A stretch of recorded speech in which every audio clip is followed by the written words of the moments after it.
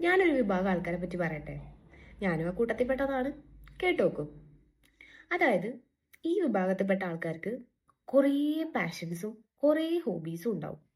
For example, എൻ്റെ case പറയുകയാണെങ്കിൽ എനിക്ക് ചില സമയത്ത് തോന്നും വലിയൊരു ഡാൻസർ ആവണമെന്ന്. അതും ക്ലാസിക്കൽ വെസ്റ്റേണും. ചില സമയത്ത് തോന്നും വലിയ കോൺസേർട്ടിലും സിനിമയിലും ഒക്കെ പാടുന്ന പാട്ടുകാരിയാവണമെന്ന്.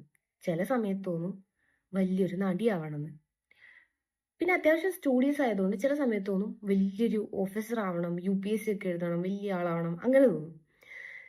ചില സമയത്ത് തോന്നും ഇതൊന്നും വേണ്ട, ഒരു ക്വയറ്റ് ലൈഫ്, അതായത് ഒരു റിമോട്ട് ഏരിയയിൽ ഒരു കോട്ടേജോ ഒക്കെ എടുത്ത് ഒരു കോഫി ഷോപ്പും ലൈബ്രറിയും ഒക്കെ വെച്ച് അവിടെ അങ്ങ് കൂടുക, അങ്ങനെയും തോന്നും. അങ്ങനെ എൻ്റെ താല്പര്യങ്ങൾ പറയുകയാണെങ്കിൽ ഒരു 200 പേജിന്റെ ബുക്ക് തികയില്ല, അത്രയും താല്പര്യങ്ങളാണ്.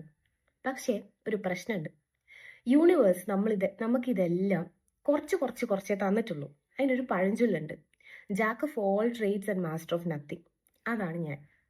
എല്ലാം കുറച്ച് തന്നിട്ടുണ്ട്, ഒന്നും എക്സെപ്ഷണൽ അല്ല. അങ്ങനെയാണെങ്കിൽ നമുക്ക് ആ ഒരു പാത്തിൽ പോവായിരുന്നു. അതുകൊണ്ട് ഇങ്ങനത്തെ ആൾക്കാർ ഭയങ്കര കൺഫ്യൂസ്ഡ് ആയിരിക്കും ലൈഫിൽ. ഒറ്റ പാഷനും ഒറ്റ ഗോളുള്ള ആൾക്കാർക്ക് അത് ഈസിയാണ്. പക്ഷെ മൾട്ടിപ്പിൾ, ഇപ്പം ഇന്ന് ഒന്ന് തോന്നുകയാണെങ്കിൽ നാളെ വേറെ ആയിരിക്കും തോന്നുക.